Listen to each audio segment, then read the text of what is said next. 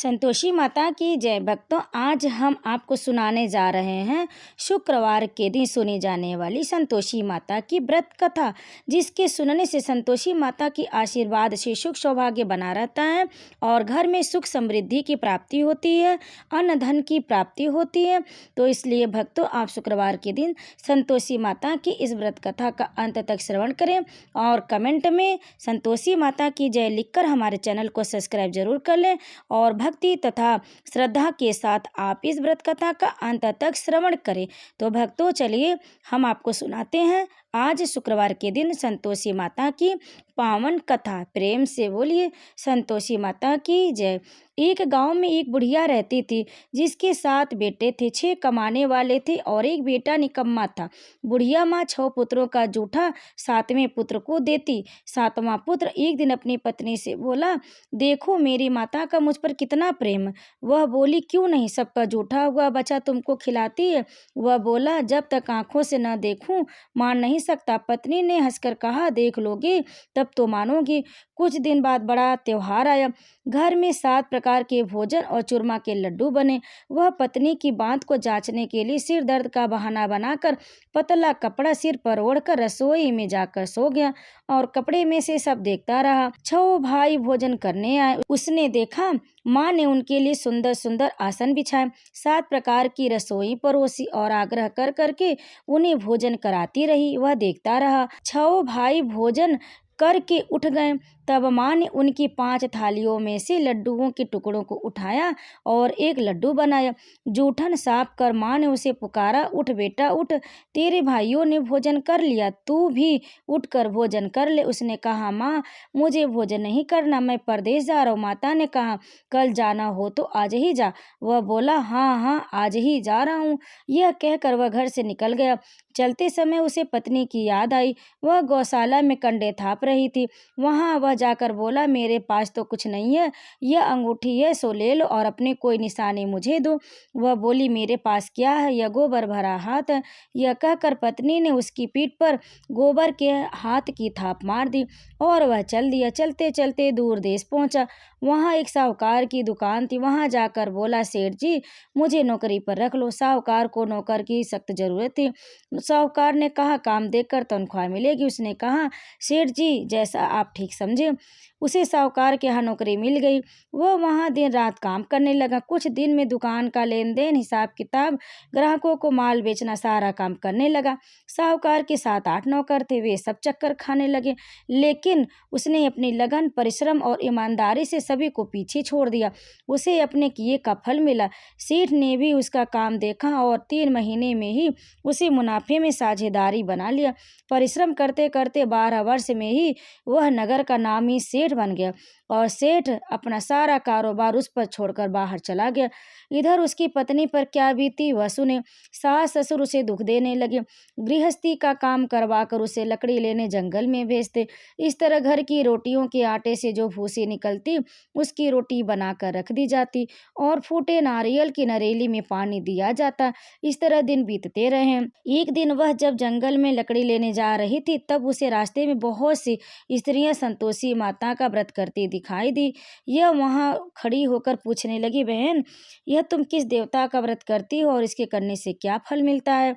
इस व्रत के करने की क्या विधि है? यदि तुम अपने इस व्रत का विधान मुझे समझा कर कहोगी तो मैं तुम्हारा बड़ा एहसान मानूंगी। उनमें से एक स्त्री बोली, सुनो, यह संतोषी माता का व्रत, इसके करने से निर्धनता दरिद्रता का नाश होता, लक्ष्मी आती, मन की चिंताएं दूर होती है, मन को प्रसन्नता और शांति मिलती है, निपति को पुत्र मिलता है, प्रीतम बाहर गया हो तो वह शीघ्र लौट आता, कुंवारी कन्या को मनपसंद वर मिलता है, चलता मुकदमा खत्म हो जाता और कलह क्लेश की निवृत्ति हो, मुख शांति होती, घर में धन जमा हो, धन जायदाद का लाभ होता तथा और भी मन में जो कुछ कामना हो सब संतोषी माता की कृपा से पूरी हो जाती। इसमें संदेह नहीं है। वह पूछने लगी, यह व्रत कैसे किया जाता है, यह भी बताओ तो बड़ी कृपा होगी।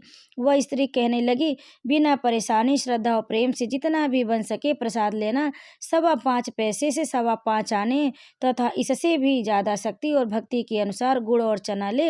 हर शुक्रवार को निराहार रहकर कथा कहना सुनना और इसके बीच क्रम टूटे नहीं, लगातार नियम का पालन करना। सुनने वाला कोई न मिले तो घी का दीपक जलाकर उसके आगे जल के पात्र को रख कथा कहना, परंतु नियम न टूटे जब तक कार्य सिद्ध न हो नियम का पालन करना, और कार्य सिद्ध हो जाने पर व्रत का उद्यापन करना। 3 मास में माता पूरा फल प्रदान करती है।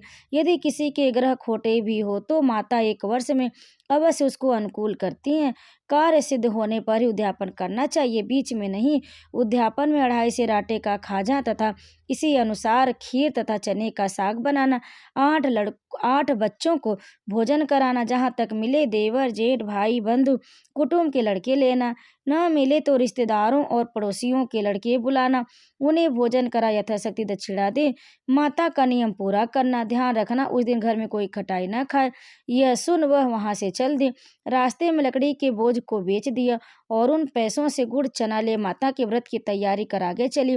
रास्ते में संतोषी माता के मंदिर में जा माता के चरणों में लौटने लगी, विनती करने लगी, माँ मैं दीन हूँ, निपट मूर्ख हूँ, व्रत के नियम कुछ नहीं जानती, मैं बहुत दुखी हुई माता, मेरा दुख दूर कर, मैं तेरी शरण में हूँ।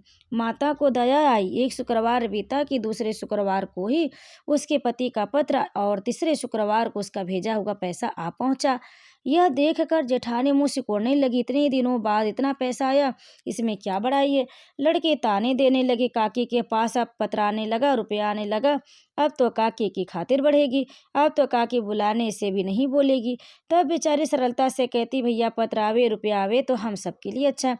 ऐसा कहकर आंखों में आंसू भरकर संतोषी माता के मंदिर में जा मातेश्वरी के चरणों में गिर कर रोने लगी।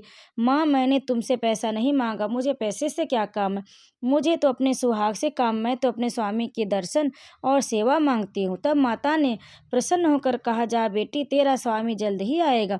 यह सुन खुशी से बावली हो वह घर आकर काम करने लगी। संतोषी माँ विचार करने लगी, इस भोली पुत्री से मैंने कह तो दिया कि तेरा पति शीघ्र आएगा, पर आएगा कहाँ से, वह तो इसे सपने में भी याद नहीं करता, उसे इसकी याद दिलाने तो मुझे ही जाना पड़ेगा। संतोषी माता ने उस बुढ़िया के बेटे को सपने में समझाया, पुत्र तेरी घरवाली कष्ट उठा रही है। वह बोला, हाँ माता जी यह तो मुझे भी मालूम है, परंतु क्या करूँ, वहाँ कैसे जाऊँ, परदेश की बात है, लेन देन का सारा हिसाब किताब है, कोई जाने का रास्ता नजर नहीं आता, आप ही कोई राह दिखाएं कि वहाँ कैसे जाऊं। माँ कहने लगी, सवेरे नहा धोकर संतोषी माता का नाम ले, घी का दीपक जला, दंडवत कर और दुकान पर जा बैठना। देखते देखते तेरा लेन देन चुक जाएगा, जमा माल बिक जाएगा, सांझ होते होते धन का ढेर लग जाएगा। वह अगले दिन सुबह सुबह जल्दी उठा, उसने अपने मित्र बंधुओं परिचितों से स्वप्न में माता द्वारा कही गई बात कह सुनाई। वे सब उसकी बात सुनकर उसकी खिल्ली उड़ाने लगे। वे कहने लगे, कहीं कभी सपने की बात भी सच होती है। एक बूढ़ा व्यक्ति बहुत समझदार था, वह बोला, देखो भाई मेरी बात मानो, इस तरह सच या झूठ कहने के बदले देवता ने जैसा कहा वैसा ही करना, तेरा क्या जाता है। बूढ़े की बात मानकर नहा धोकर उसने संतोषी माता को प्रणाम किया, फिर घी का दीपक जलाकर दुकान पर जा बैठा। शाम तक धन का ढेर लग गया। वह हैरान हो गया, मन में संतोषी माता का नाम ले प्रसन्न हो घर जाने के वास्ते गहना कपड़ा सामान खरीदने लगा। सब काम से निपट अपने घर को रवाना हुआ। उधर उसको पत्नी जंगल में लकड़ी लेने जाती, लौटते वक्त थक जाने के कारण संतोषी माता के मंदिर पर विश्राम करने बैठ गई। यह तो उसका रोज रुकने का स्थान था। धूल उड़ती देख उसने माता से पूछा, हे माता यह धूल कैसी उड़ रही है। माँ ने कहा, हे पुत्री तेरा पति यार, अब तू ऐसा कर, लकड़ियों के 3 बोझ बना, एक नदी के किनारे रख, दूसरा मेरे मंदिर पर और तीसरा अपने सिर पर रख। तेरे पति को लकड़ी का गट्ठा देख कर मोह पैदा होगा, यह वहाँ रुकेगा, नाश्ता पानी बना खाकर माँ से मिलने जाएगा। तू लकड़ी का बोझ उठाकर जाना और बीच चौक में डालकर 3 आवाजें जोर से लगाना, लो सासू जी लकड़ियों का गट्ठा लो, भूसी की रोटी दो, नारियल के खोपरे में पानी दो, आज कौन मेहमान आया है। संतोषी माँ की बात सुनकर वह बहुत अच्छा माँ कहकर प्रसन्न मन से लकड़ियों के 3 बोझ बना लाई। एक नदी के तट पर, दूसरा माता के मंदिर पर रखा। इतने में ही मुसाफिर आ पहुंचा। सूखी लकड़ी देख उसको इच्छा हुई कि अब यहीं विश्राम कर ले और भोजन बनाकर खा पी कर गाँव चले। इस प्रकार भोजन कर विश्राम कर वह अपने अपने गांव में आ गया। उसी समय बहू सिर पर लकड़ी का गट्ठा लिए आई। उसने गट्ठा को आंगन में डाल जोर से 3 आवाजें दी। लो सासू जी, लकड़ी का गट्ठा लो, भूसी की रोटी दो, नारियल के खोपर में पानी दो, आज कौन मेहमान आया। यह सुनकर सास ने अपने दिए हुए कष्टों को भुलाने हेतु कहती है कि बहू तू ऐसा क्यों कहती, तेरा मालिक ही तो आया है, बैठ मीठा भात खाकर कपड़े गहने पहन। पत्नी की आवाज़ सुनकर उसका स्वामी बाहर आया और उसके हाथ में पहनी अंगूठी देख व्याकुल हो गया। उसने माँ से पूछा, माँ यह कौन है। माँ बोली, बेटा तेरी पत्नी, आज 12 वर्ष हो गए जब से तू गया है, तब से सारे गांव में जानवर की तरह भटकती फिरती, काम काज कुछ नहीं करती, 4 समय आकर खा जाती है। अब मुझे देकर भूसी की रोटी और नारियल खोपरे में पानी मांगती है। वह बोला, माँ मैंने इसे भी देखा और तुम्हें भी, मुझे दूसरे घर की चाबी दो, मैं उसमें रहूंगा। ठीक है बेटा, तेरी जैसी मर्जी, कहकर माँ ने चाबी का गुच्छा बेटे के सामने रख दिया। उसने दूसरे घर को खोलकर सारा सामान जमाया। एक ही दिन में वहां राजा के महल जैसा ठाट बाट बन गया। अब क्या था, वह सुख भोगने लगी। अगला शुक्रवार आया तो उसने पति से कहा कि मुझे संतोषी माता का उद्यापन करना है। पति बोला, बहुत अच्छा, खुशी से कर लो। वो उद्यापन की तैयारी करने लगी। जेठ के लड़कों को भोजन के लिए कहने गई, उन्होंने मंजूर किया, परंतु पीछे से जेठानी ने अपने बच्चों को सिखाया, देखो रे, भोजन के समय सब लोग खटाई मांगना, जिससे उसका उद्यापन पूरा ना हो। लड़के भोजन करने आए, खीर पेट भर खाए, परंतु बात याद आते ही कहने लगे, हमें कुछ खटाई खाने को दो, खीर खाना हमें नहीं भाता, देखकर अरुचि होती है। लड़के उठ खड़े हुए, बोले पैसे लाओ। भोली बहू कुछ नहीं जानती थी, उसने उन्हें पैसे दे दिए। लड़कों ने बाजार जाकर उन पैसों से इमली खरीदी और खा ली। यह देखकर बहू पर माताजी ने कोप किया। राजा के दूत उसके पति को पकड़ कर ले गए। अब मालूम हो जाएगा जब जेल की रोटी खाएगा। सब लोग ताने देने लगे। बहू से यह वचन सहन नहीं हुए। वह संतोषी माता के मंदिर में गई और कहने लगी, माता तुमने यह क्या किया, हंसाकर क्यों रुलाने लगी। माता बोली, पुत्री तूने मेरा व्रत भंग किया, इतनी जल्दी सब बातें भुला दी। वह बोली, माता भूली तो नहीं हूँ, न कुछ अपराध किया, मुझे तो लड़कों ने भूल में डाल दिया, मुझे क्षमा करो माँ। माँ बोली, ऐसी भूल भी कहीं होती है। वह बोली, अब भूल नहीं होगी, अब बताओ मेरे पति कैसे आएंगे। माँ बोली, पुत्री जा, तेरा पति तुझे रास्ते में ही आता मिलेगा। वह मंदिर से निकलकर बाहर आई तो रास्ते में उसे अपना पति आता हुआ मिला। उसने पूछा, कहाँ गए थे। वह बोला, इतना धन जो कमाया था उसका कर राजा ने मांगा था, वह भरने गया था। वह प्रसन्न होकर बोली, भला हुआ, अब घर चलो।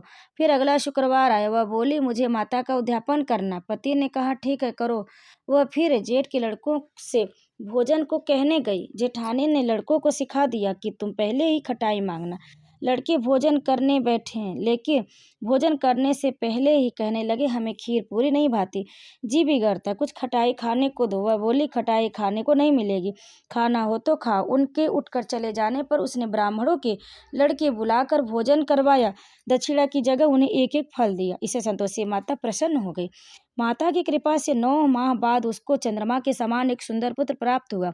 पुत्र को लेकर वह प्रतिदिन संतोषी माता के मंदिर में जाने लगी। माँ ने सोचा कि यह रोज आती, आज क्यों न मैं भी इसके घर चलूँ, इसका आसरा देखूँ तो सही। यह विचार कर माता ने भयानक रूप बनाया। गुड़ और चने से सना मुख, ऊपर से मुंड के समान होठ, उस पर मक्खियाँ भिनभिना रही थी। देहली पर पैर रखती उसकी सास चिल्लाई, देखो रे, कोई चुड़ैल डाकनी चली आ रही है, लड़कों इसे भगाओ नहीं तो सबको खा जाएगी। बहू रोशनदान से देख रही थी। वह प्रसन्न हो उठी और बोली, आज मेरी माता मेरे घर आई। यह कहकर दूध पीते बच्चे को गोद से उतार दिया। इस पर उसको सास क्रोध में भरकर बोली, अरे रांड, इसे देखकर कैसी उतावली हुई जो बच्चे को पटक दी। इतने में माँ के प्रताप से जहाँ देखो वहाँ लड़के लड़के नजर आने लगे। वह बोली, माँ जी, मैं जिनका व्रत करती हूँ ये वही संतोषी माता। इतना कह उसने झट से घर के सारे किवाड़ खोल दिए। सबने माता के चरण पकड़ लिए और विनती कर कहने लगे, हे माता, हम मूर्ख अज्ञानी, तुम्हारे व्रत की विधि हम नहीं जानते, तुम्हारा व्रत भंग करके हमने बड़ा अपराध किया। हे माता, आप हमारे अपराधों को क्षमा करो। इस प्रकार बार बार कहने पर संतोषी माता प्रसन्न हुई। इसके बाद उसकी सास कहने लगी, हे संतोषी माता, आपने बहू को जैसा फल दिया वैसा सबको देना। जो यह कथा सुने या पढ़े उसका मनोरथ पूर्ण करना। तो प्रेम से बोले, संतोषी माता की जय। भक्तों कथा को अंत तक सुनने के लिए आप सभी भक्तों का बहुत बहुत धन्यवाद। भक्तों अगर आपको हमारी यह संतोषी माता की व्रत कथा पसंद आई तो वीडियो को लाइक ज़रूर करें, शेयर करें और कमेंट में संतोषी माता की जय लिखकर हमारे चैनल को सब्सक्राइब जरूर कर लें। आप सभी भक्तों पर संतोषी माता कृपा सदैव बनी रहे। प्रेम से बोलिए संतोषी माता की जय।